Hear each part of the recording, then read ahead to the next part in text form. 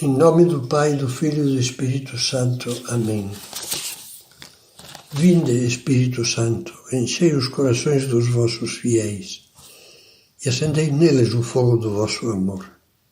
Enviai o vosso Espírito e tudo será criado, e renovareis a face da terra. Mais uma virtude relacionada diretamente com a fortaleza, a constância.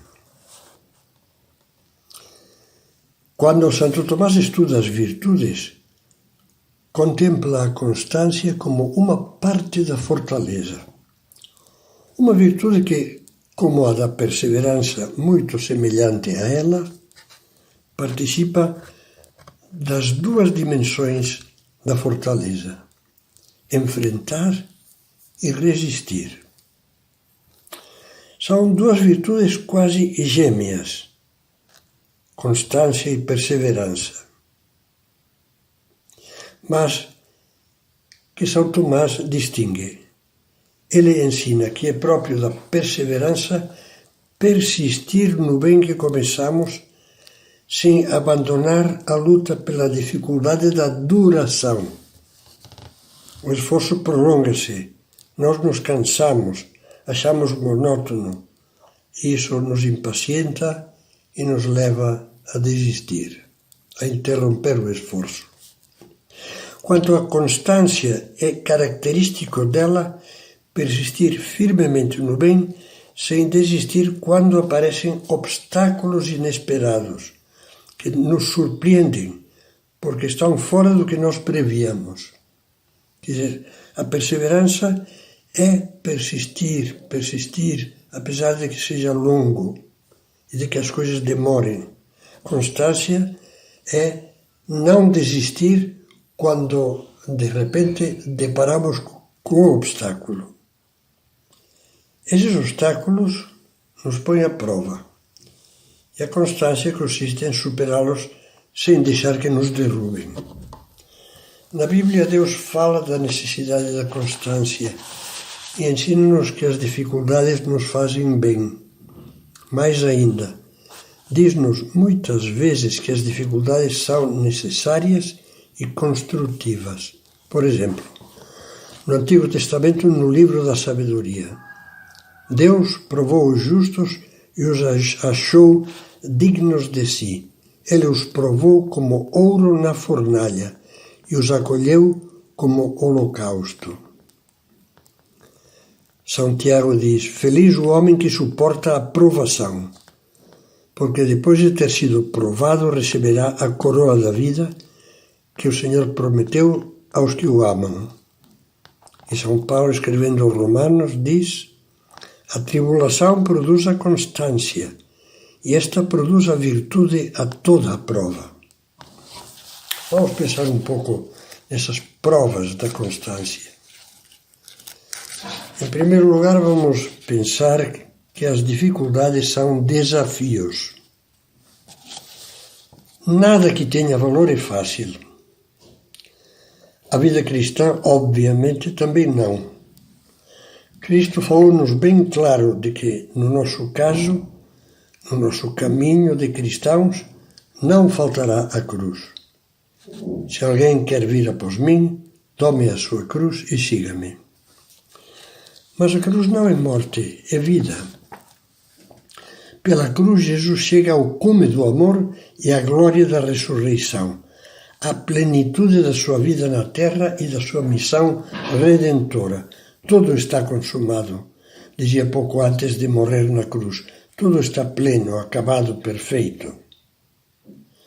Também nós, para chegarmos à plenitude da vida cristã, precisamos superar com a força da cruz, do amor à cruz, a fragilidade do nosso amor tíbio, o medo da santidade, a resistência ao sacrifício, a vertigem dos ideais, dos cumes.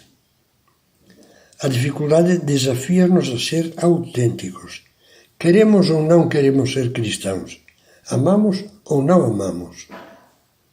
A resposta a essas perguntas será dada pela nossa coragem em enfrentar os obstáculos. na luta por superá-los, por mais que custe, sem cair vencidos por eles. É com essa constância que se forjam as famílias santas, os sofrimentos santificados. Sofro porque dói, sorrio porque Ele, Deus, me ama, dizia aquele amigo de que falávamos em uma das anteriores meditações, e as vocações grandes, os apostolados fecundos, as virtudes sólidas, a têmpera dos santos. Pense que cada dificuldade no caminho do amor e das virtudes pode ser uma pedra de tropeço ou um degrau na escada da subida. Peçamos ajuda a Deus para termos a coragem de transformar os obstáculos em degraus da escada que leva ao céu. As dificuldades fazem crescer. Como acabamos de ver, as dificuldades, quando estamos decididos a ser fiéis, nos fazem subir. Podemos fazer uma comparação. Na passagem da infância para a adolescência, o crescimento nota-se quase visivelmente, porque costuma ser acelerado. Depois não se percebe de um mês para outro, mas o corpo amadurece e, a um ritmo quase invisível, vai se aproximando da idade perfeita. Assim, de modo quase imperceptível, mas constante, deveria ser o crescimento do nosso amor e das nossas virtudes, da nossa vida cristã. Em cada dia há dificuldades, pequenas ou não tão pequenas, que nos chamam a dar-nos mais, a dar algo mais e, portanto, a crescer. Pedem mais generosidade, mais mortificação, mais autodomínio, mais carinho, mais compreensão, mais oração, mais disponibilidade.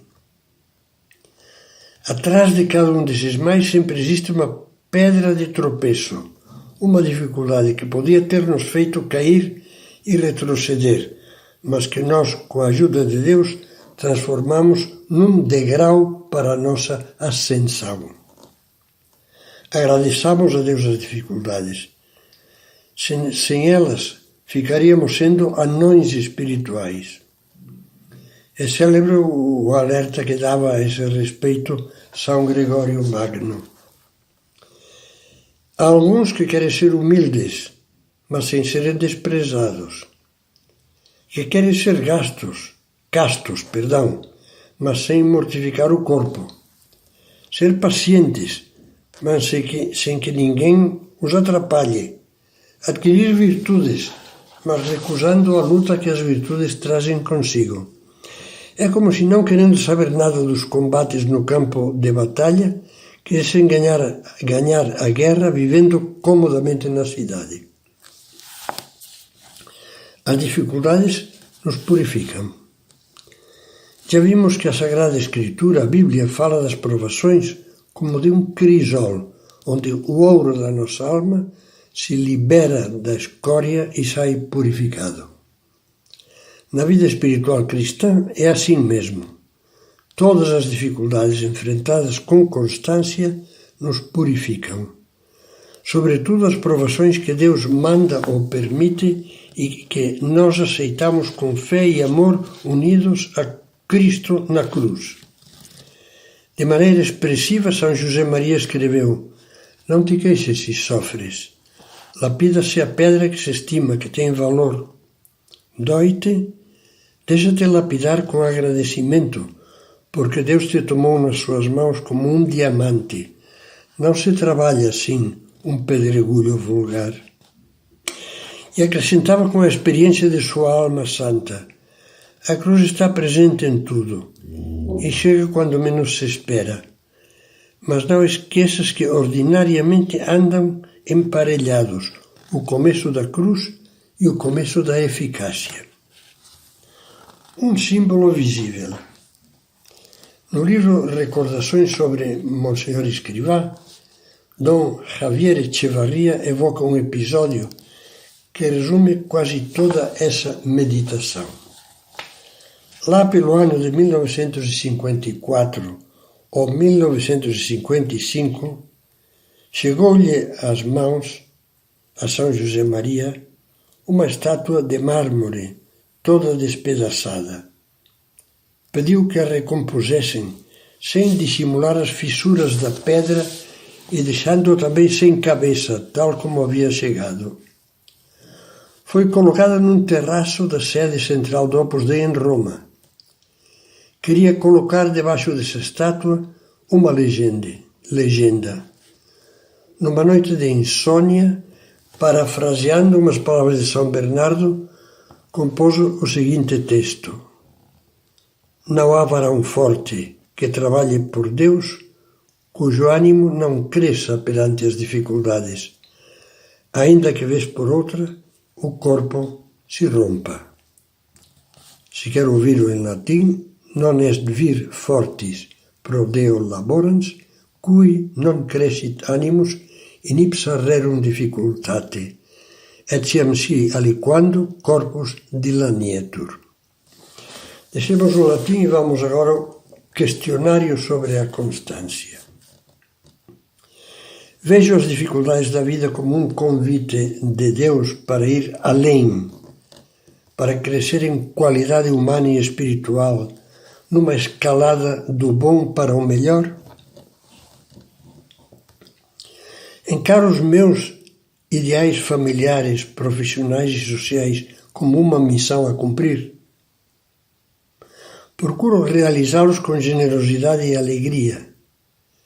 Deixo para trás a tentação de me acomodar, de me encolher quando a caminhada se torna áspera. Cumpro os meus deveres como quem carrega um fardo, ou como quem aspira a alcançar cada dia uma maior perfeição, passando por cima das desilusões, das incompreensões, das ingratidões. Quando surgem os obstáculos, procuro interpretar o que Deus me diz através deles.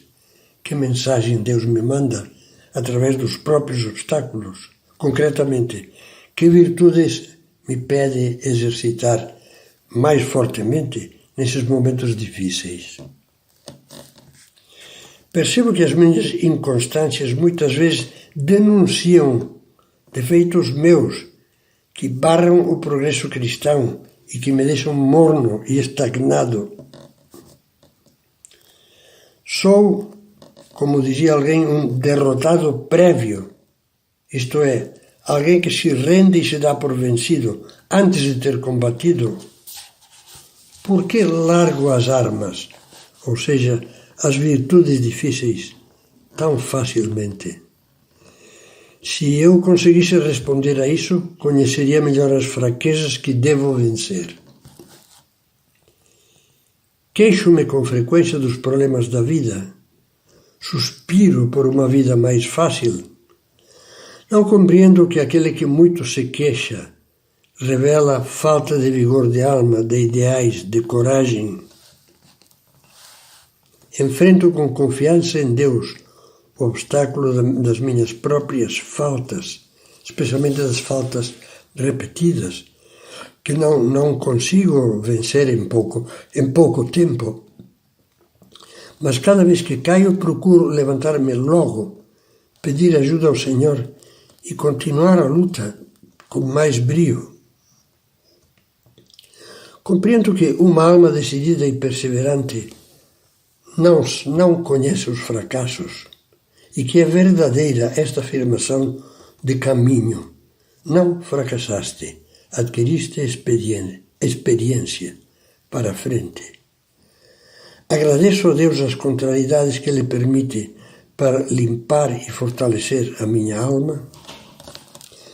Me permite dizer-lhe uma coisa depois desse questionário. É muito provável que algumas das perguntas várias lhe tenham enfiado a carapuça e a deixem um pouco triste. Não se esqueça de que tudo o que se refere à luta cristã, às virtudes do cristão, tem sabor de vitória por uma razão. porque se procuramos lutar com amor, mesmo que falhemos muitas vezes, e nos damos conta, temos consciência de que só com a graça de Deus venceremos e rezamos mais, então vamos muito bem e os próprios fracassos se transformam em vitórias.